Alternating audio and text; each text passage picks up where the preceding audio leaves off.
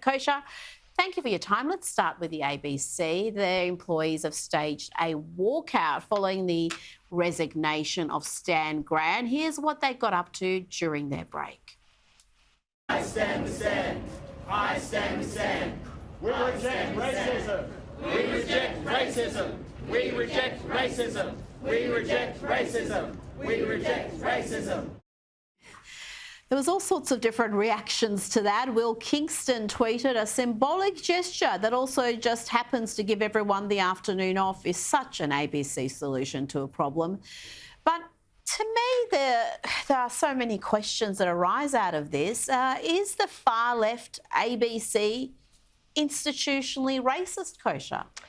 It's really funny because they're facing this paradox where they either have to accept that, and in some ways I guess they have, because the leadership has apologized to Stan Grant, or they have to push back on it and say no, and then they're in a conundrum because one of their star presenters is kicking up a fuss with it.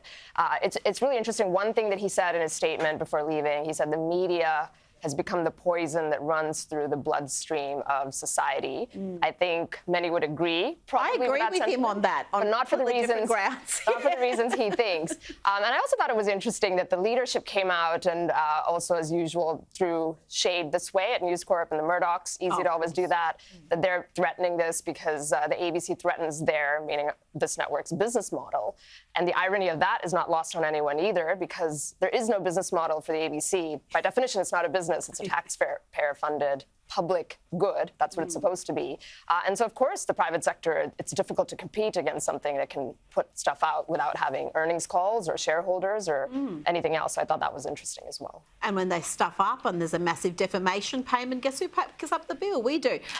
It is rather hilarious that we've got so much more diversity of opinion in a private organisation like News Corp than you have on the ABC, which, as you said, is taxpayer funded, and because of that has a charter where it's required to be balanced and fair, and it fails that test daily, if not hourly.